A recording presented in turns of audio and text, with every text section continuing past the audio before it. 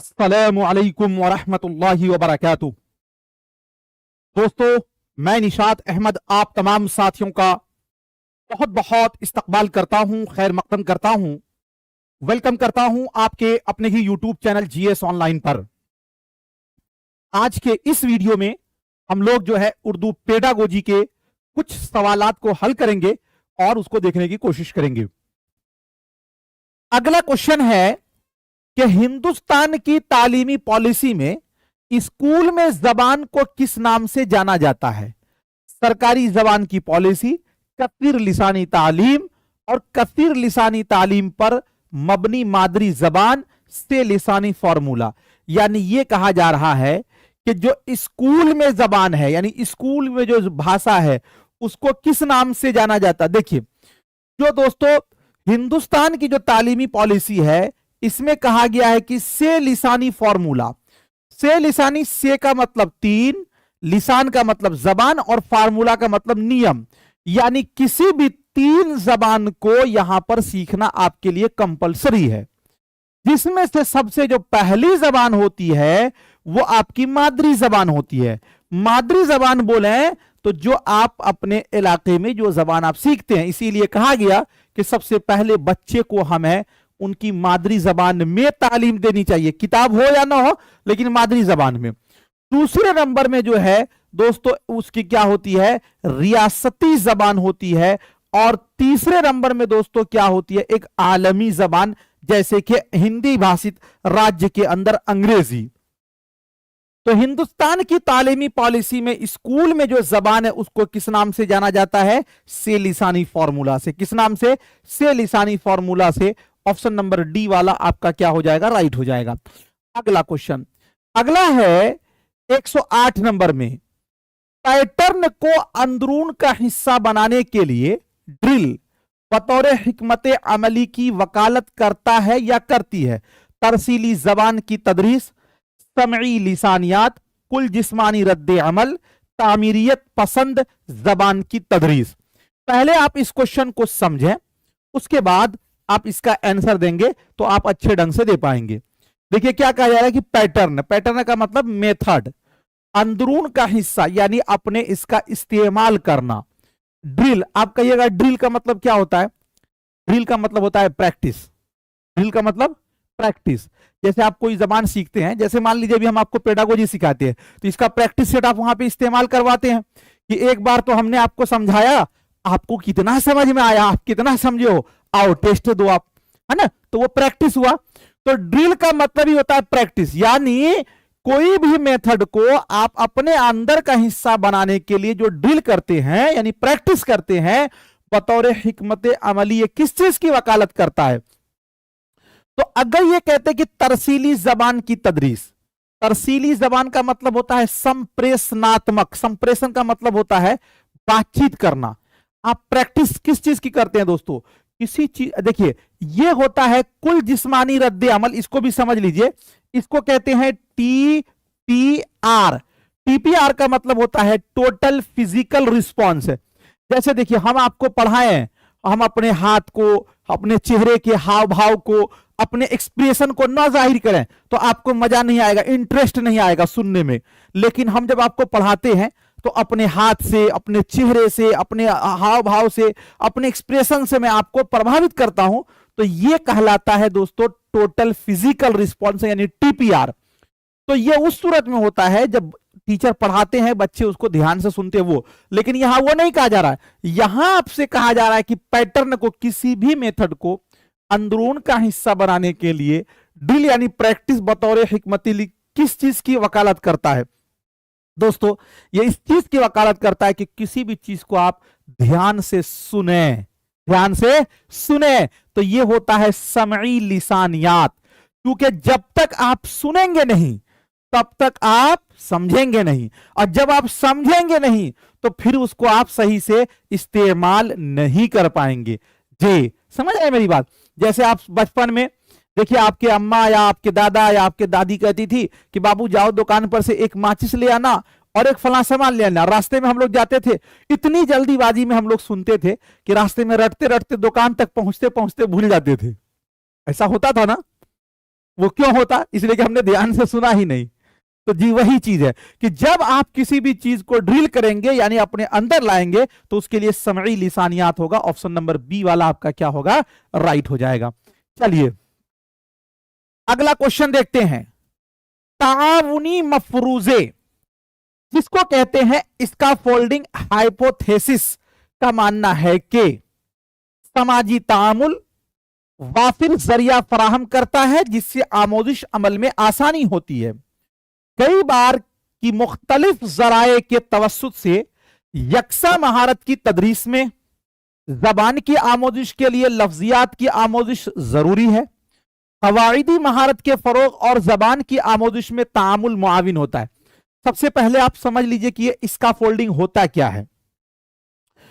लेव वायुगोत्स्की और एक नॉम चॉम्स्की आपने पढ़ा है। लेव वायुगोत्स्की का ये मानना है, ध्यान दीजिएगा, कि एक आपको इसका फोल्डिंग, जैसे दोस्तों एक बच्चा है, सपोज दैट मान लीजिए कि हमने एक बच्चे की तस्वीर यहां पे बनाई, ठीक है। सपोज दैट मान लीजिए ये बच्चे को एक साइकिल सीखना है। क्या सीखना है मेरे भाई? साइकिल सीखना है। तो इसको साइकिल सिखाने के लिए आप या कोई भी साइकिल सिखाएगा, तो ये ऐसा तो नहीं कि साइकिल लेके दे देंगे डायरेक्ट ये सीख लेगा, जी नहीं। उसको एक आदमी जो है ना सहारा देगा पीछे से। अच्छा, वो जो सहारा देगा धीरे धीरे जब वो साइकिल सीख लेगा तो कभी छोड़ देगा, साइकिल सीख लेगा कभी छोड़ देगा, उसी का नाम है इसका फोल्डिंग। इसका फोल्डिंग का मतलब कि आप जब किसी चीज को न जानते हैं तो एक जाना हुआ व्यक्ति वो आपकी हेल्प करता है, लेकिन ये हेल्प कब तक करता है? जिंदगी भर इसको तो नहीं करेगा। जब ये आदमी इसमें माहिर हो जाएगा, सीख लेगा, तो उसको छोड़ देगा।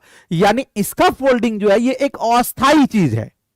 यानी एक चीज ये भी इसमें है कि जो दोस्तों हेल्प करता है उसको कहते हैं MKO। क्या कहते हैं? MKO। MKO का मतलब होता है मोर नॉलेजेबल अदर, यानी जिसको वो हेल्प कर रहा है उससे ज्यादा जानकार। अब ये आपके उस्ताद भी हो सकते हैं, आपके दोस्त भी हो सकते हैं, आपके फादर भी हो सकते हैं, आपके मदर भी हो सकते हैं। ध्यान दीजिएगा, जैसे हम आपको उर्दू पेडागोजी सिखा रहे हैं, ये भी इसका फोल्डिंग है। लेकिन एक बात याद रखिए कि आपकी जब तक लाइफ है तब तक सिखाएंगे, जी नहीं। जब तक आप सीटेट पास कर जाओगे हो गया, उसके बाद आपकी छुट्टी। तो दोस्तों ये कहा जा रहा है कि ताउनी मफरूज, ताउन का मतलब हेल्प करना, यानी इसका फोल्डिंग हाइपोथेसिस का मानना क्या है? पहला यह है कि समाजी तामुल वाफिर जरिया फराहम करता है जिससे आमोदिश अमल में आसानी होती है। यानी ये कह रहे हैं कि जो समाजी तामुल यानी बच्चों का एक दूसरे से इंटरेक्शन होना, एक दूसरे से कनेक्ट होना, वो इसको एक सीखने का एक जरिया फराहम करता है।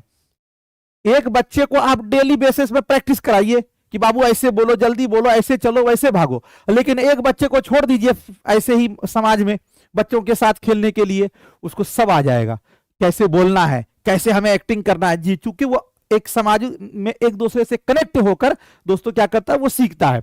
तो सबसे जो बेस्ट ऑप्शन इसके अंदर है वो ऑप्शन नंबर ए है, इसलिए कि यहां पर समाजी तामुल दिया हुआ है। बात समझ गए?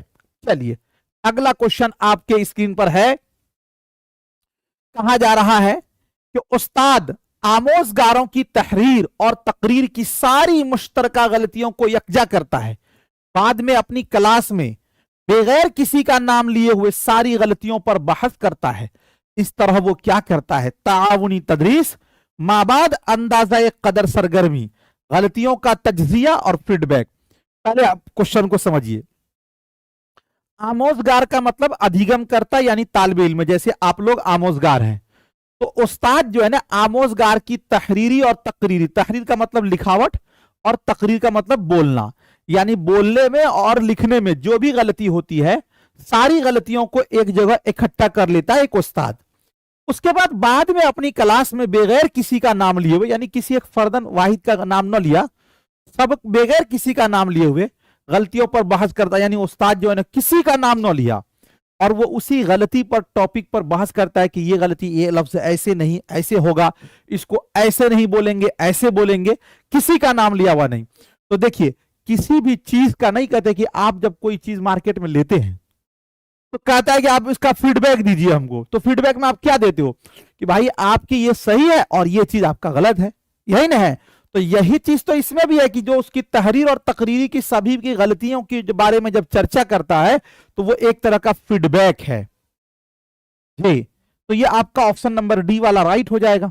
ठीक है, चलिए अब एक चीज कुछ लोग कहेंगे कि तज्जिया, तज्जिया का मतलब ये होता है कि गलती हुई कैसे, इस चीज को देखा जाएगा तब। तो तज्जिया नहीं हो रहा है, यहां पे फीडबैक हो रहा है। ठीक है, चलिए अगला क्वेश्चन आपके स्क्रीन पर है। कहा जा रहा है कि वह सरगर्मियां जिनमें आमोजगार हदफ जबान को किसी मकसद यानी तरसीली के लिए इस्तेमाल करता है, जबान की तदरीस आमोजिश में ये सरगर्मियां कहलाती हैं। जोड़ों में काम, ग्रुप में काम, काम और मशक़ें। पहले इसका आप आंसर दे दें, उसके बाद हम इसका आंसर आपको बताते हैं क्या होगा राइट आंसर। देखिए सबसे पहले आप ये समझिए कि इस क्वेश्चन में क्या कहा जा रहा है। एक लफ्ज है हदफ जबान, तो पहले उससे पहले आप एक चीज ये समझिए, एक आपकी होती है मादरी जबान। मादरी जबान को कहते हैं मदर टंग या फिर इसे ही कहते हैं मातृभाषा। जिस समाज में आप पैदा होते हैं वहां पर जो आपके मां के गोद में जो बोली बोली जाती है, उस बोली को, उस जबान को मादरी जबान कहते हैं। ठीक, अच्छा उसके बाद जब आप स्कूल जाते हैं, जो जबान वहां पर सीखते हैं स्कूल की जबान, तो मादरी जबान की इब्तिदा जो है ना, ये होती है मां की गोद से। कहां से होती है? मां की गोद से। और जब स्कूल में आप जो जबान सीखते हैं तो उसी जबान को कहा जाता है दूसरी जबान। और इसी दूसरी जबान का एक और नाम है, इसी को कहते हैं मियारी जबान। और इसी का एक और नाम है दोस्तों, इसी को कहा जाता है हदफ जबान। बस समझ गए? तो इसकी शुरुआत कहां से होती है? तो स्कूल से होती है। ठीक, अब ये हदफ जबान का मतलब समझ गए। अब ये कहा जा रहा है कि वह सरगर्मियां यानी वो काम जिनमें आमोजगार यानी जिसमें सीखने वाला बच्चा हदफ जबान को किसी मकसद के लिए, यानी जो दूसरी जबान है उसको किसी मकसद के लिए इस्तेमाल करता है। जबान की तदरीस आमोजिश में ये सरगर्मियां क्या कहलाती है? जैसे मान लीजिए अभी ही आप इतना कठिन कठिन जुमला सही नहीं, क्या कहना चाह रहा है मतलब नहीं, चारों ऑप्शन सही लग रहा है, फिर भी जबरदस्ती का आप जुड़े हुए हो, मन दिल नहीं कर रहा है, फिर भी आप पढ़ रहे हैं। क्यों पढ़ रहे हैं? कि भाई किसी तरह सीटेट पास कर जाए, चाहे समझ में आए या ना आए, किसी तरह मेरा नंबर आ जाए, यही न है। तो दोस्तों यही चीज कह रहा कि जो हदफ जबान है उसको किसी मकसद के लिए इस्तेमाल करता है, तो इसी को कहते हैं काम। सीटेट के बारे में कहा गया है कि चारों ऑप्शन जो है ना, लगता है कि सब मेरा अपना ही है। जैसे अभी अब देखिएगा चुनाव का दौर है, नेताजी को लगता है सब अपना भी है, लेकिन उसमें कोई कोई बार्गेनिंग उसके लिए करता है ना। तो इसी तरह इसमें सब लगता है कि मेरा दोस्त है जी, इतना कंफ्यूजन हो जाती है जी।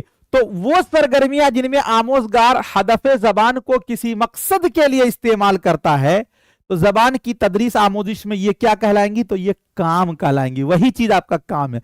ऑप्शन नंबर आपका क्या हो जाएगा? सी वाला। क्योंकि देखिए ग्रुप में उसी जब वक्त आएगा कि जब एक दूसरे के साथ तामुल होगा, तो जब ग्रुप नहीं होगा तो जोड़ भी नहीं होगा। अब मश्क का मतलब तो प्रैक्टिस है, ये तो कट ही जाएगा। ठीक है, तो ये आपका ऑप्शन नंबर सी वाला राइट हो जाएगा। अगला क्वेश्चन, अगला है आपके स्क्रीन पर, उस्ताद 4 तलबा पर मुश्तमिल एक ग्रुप बनाता है। यानी एक जो ग्रुप बनाया उसमें 4 बच्चे हैं। जैसे मान लीजिए कि उसने ए ग्रुप बनाया, बी ग्रुप बनाया, सी ग्रुप बनाया, ठीक है, डी ग्रुप बनाया। सब में कितने बच्चे हैं? 4 बच्चे हैं। और उनसे मतन या कहानी पढ़ने और खुलासा तैयार करने के लिए कहता है, यानी इस सभी से कहता है कि मतन या कहानी पढ़िए और उसका खुलासा भी तैयार करिए। जब तलबा ग्रुप में काम कर रहे होते हैं, जहां जरूरी होता है वहां उस्ताद उनकी मदद भी करते हैं। यानी इन सभी को अगर कहीं कोई जरूरी है तो वहां उस्ताद उसकी हेल्प भी करते हैं। बाद में ग्रुप से कहता है कि वो उसी पूरी क्लास के सामने पेश करे, उसे क्या कहा जाता है? यानी बाद में इस पूरे ग्रुप से कहा गया कि बाकी लोग बैठ जाइए और ये सब ग्रुप वाले खड़े हो जाएं और पूरे क्लास के सामने इसको पेश कीजिए। इसको क्या कहेंगे? ग्रुप में किया जाने वाला काम, ताउनी काम, ग्रुप में पूरी क्लास का बहसो मुबाहसा और तरसीली जबान की तदरीस। क्या होगा राइट आंसर? जी बताइए। देखिए एक चीज आपको यह समझ में आ रहा होगा कि आप तो ये बहुत, अगर इतना आसान रहता ना तो ये क्वेश्चन सीटेट पूछता ही नहीं, जितना आसान इसको आप समझ रहे हैं कि उस्ताद 4 तलबा पर मुश्तमिल एक ग्रुप बनाता है। भाई 4 तलबा पर ग्रुप बनाया उसने जी।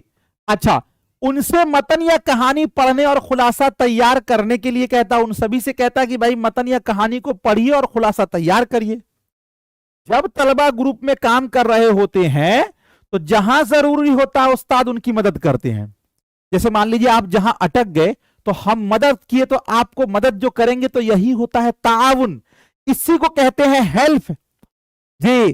तो दोस्तों बाद में ग्रुप से कहता है कि वो उसे पूरी क्लास के सामने पेश किया करे, तो वो सब तलबा आपस में थोड़ी काम कर रहे हैं, उसकी मदद कौन कर रहा है? उस्ताद। तो इसीलिए ये होगा ताउनी काम। क्या होगा? ताउनी काम। ऑप्शन नंबर बी वाला आपका राइट होगा। ठीक है, चलिए अगला क्वेश्चन आपके स्क्रीन पर। बहसो मुबाहसा कैसे हो जाएगा भाई? माना अखज करना का मतलब है शवाहिद और मंतिक पर मबनी माना का इखराज, इतलाक और इदराक को समझना, लफ्ज के माना मालूम करना, मतन का खुलासा लिखना। यानी यह कहा जा रहा है कि माना अखज करने का मतलब क्या होता है। माना अखज करने का मतलब क्या होता है? देखिए एक चीज आप समझिए, आपको पता है कि कोई भी लफ्ज जब आप लिखते हैं या बोलते हैं या पढ़ते हैं तो उस लफ्ज का कोई वैल्यू नहीं। उस लफ्ज का जब तक आप माने को नहीं जानेंगे तभी उसका वैल्यू होगा।